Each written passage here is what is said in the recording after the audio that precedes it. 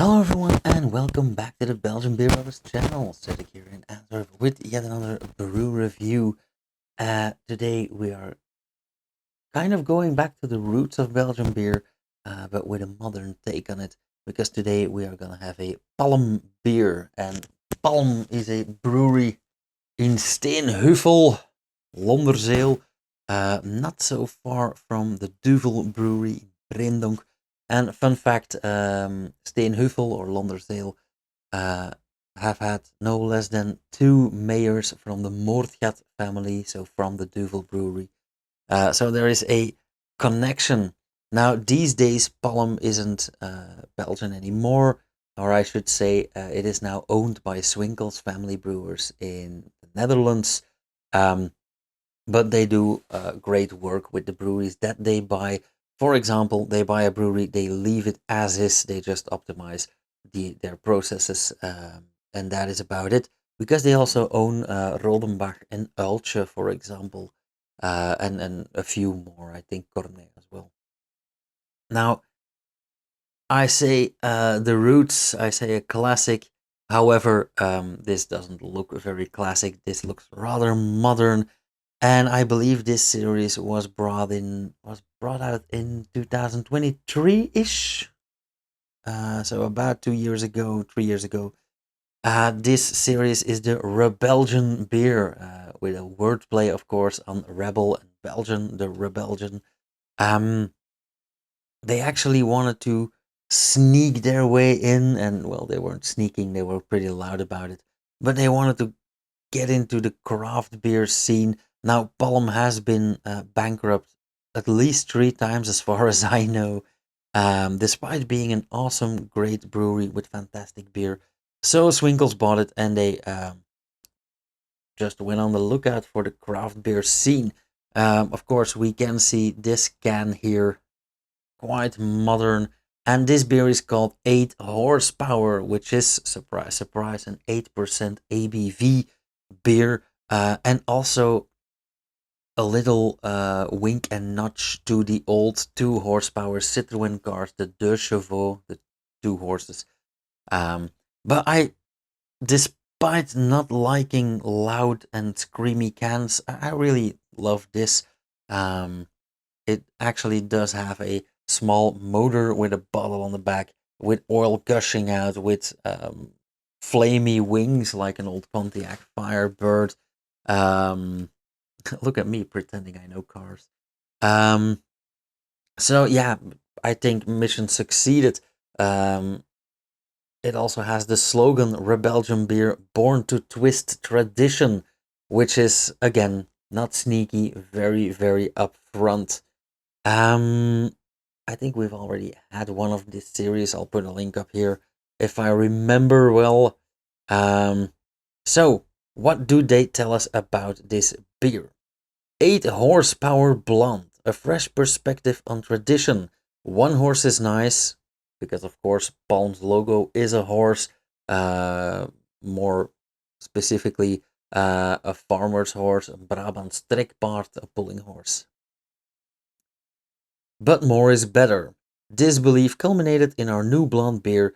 We just added more horsepower to our brew with a fruity twist, making it a fierce horsepower blonde.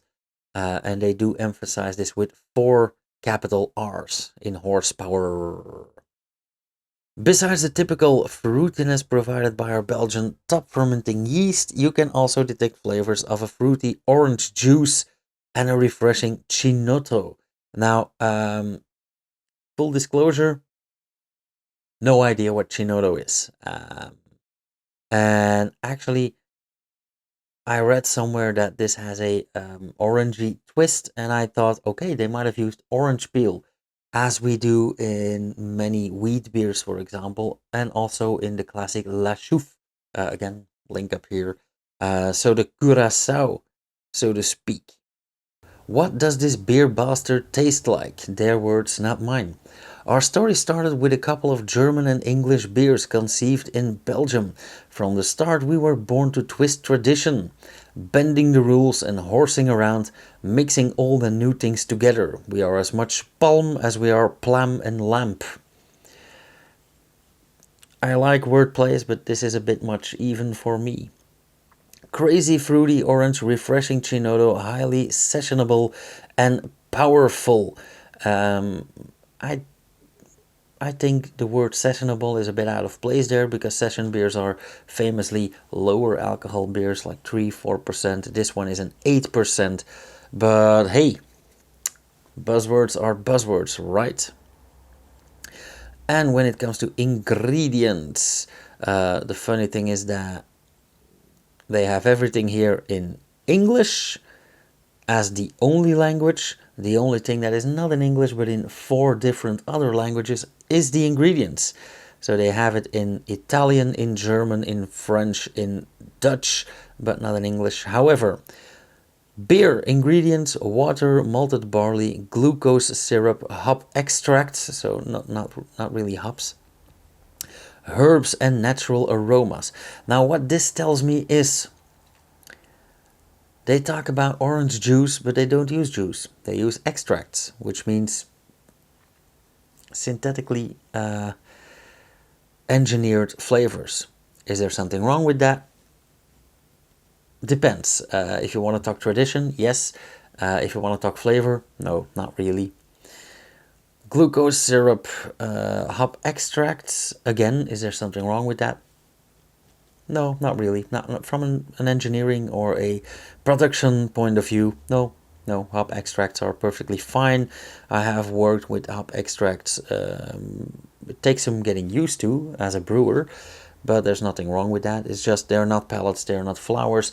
But a lot of traditionalists that are against these extracts forget that we went from hop, pure hop, to hop pellets, and that was a logistic thing, and then to cryo hops, the freeze-dried version, which is exactly the same as the pellets, only 50%, well actually not even 50%, 50% lighter but 100% more flavor, and this is just the extract, which is again more condensed. So I have no idea why they talk about orange juice, and I don't even see curacao listed unless they count that as herbs. Okay, original extract 17.2 Play-Dohs, which goes hand in hand with that 8% ABV. An EBC of 12, so light colored. IBU of 23, which is nice. That is slightly more than I expected. And a carbon dioxide content of 5.2 grams per liter. This is something that is very rarely put on the can, but for me is interesting, because I do sometimes have some stomach complaints, and for example a Duvel, which had 7.5, 8 grams per liter, is a bit rough on the stomach, but this 5 grams is like a Pilsner beer, like a lager, so very nice. Okay, so a huge amount of information on this can, a huge amount of color as well, but without further ado, let's have a taste. And I'm actually glad I'm having a palm. I have not tried the regular, the original palm beers on screen. I actually should do that, but maybe we'll do that somewhere around Christmas, for example. But I just want to point your attention to this glass, and for me this is quite fun. This is an old glass, but not too old, in the sense that it has an old logo, but I also have another palmbolleke here. This is even older. This is the one I grew up with, this logo. This came a bit later, let's say mid to late 90s. But the main difference here is, I don't know if you can see this on camera, but this one has an engraving in the bottom, this one hasn't. Another indicator of being old glasses, especially in Belgium, is no measurement. There is no measuring stripe, no line, there's no 25 or 33 centiliters on here. So that means before the early 2000s, and an engraving in the bottom of the glass, so late 90s, early 2000s maximum. Also, this engraving is in the shape of a horse head, just like their logo. And for those who don't know, the engraving is of course to capture carbon dioxide bubbles and to keep that steady flow, that nice twist in the glass. Of course, there is no measurement on this glass, but it is a 25 centiliter technically, but it will fit 33 if I am very careful. Unfortunately, I don't like being careful. Okay, what did it say about EBC? 12, yes, quite light indeed, but nonetheless a beautiful gold color. Actually, exactly what we expect from a Belgian strong blonde, a golden blonde beer. A lot of carbonation going on, so despite the 5.2 grams, this engraving in the bottom of the glass really does its work. Very, very nice. A nice, thick, creamy, white to slightly off-white head of foam. Also very nice. A lot of protein in there.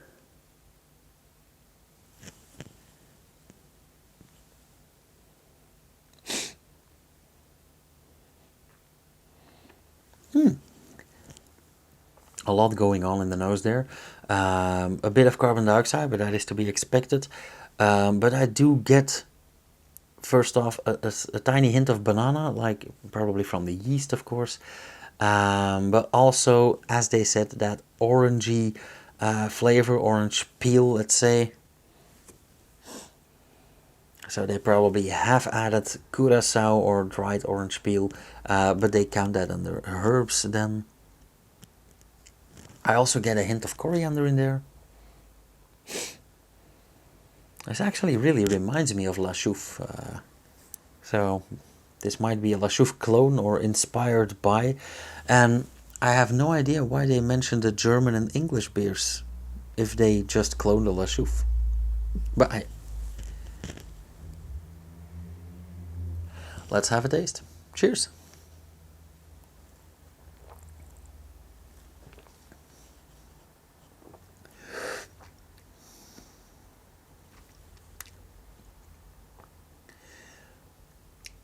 Just like in the scent and the fragrance, the flavor also has a lot going on.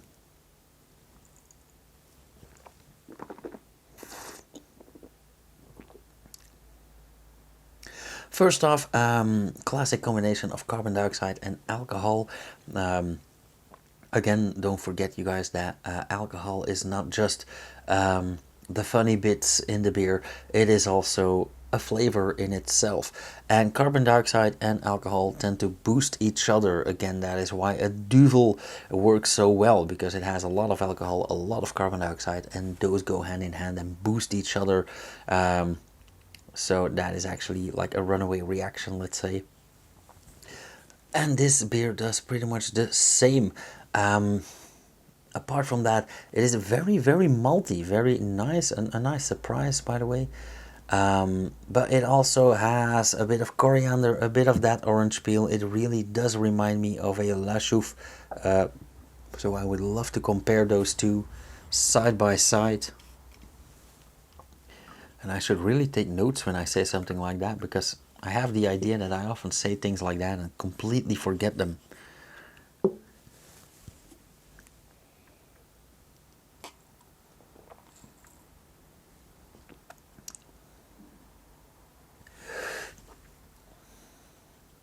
I do have a bit of, should I say, chemical taste, synthetic taste, but those aren't the right words. A bit greasy. So the mouthfeel is nice and creamy, it's nice and thick. Again, alcohol, carbon dioxide does that all. Probably quite a bit of protein. But I do get this greasy, sticky feeling, like it really sticks to my gums, to my teeth. On the other hand, also a nice bitterness, so they weren't lying with that 23 IBUs. A very pleasant bitterness.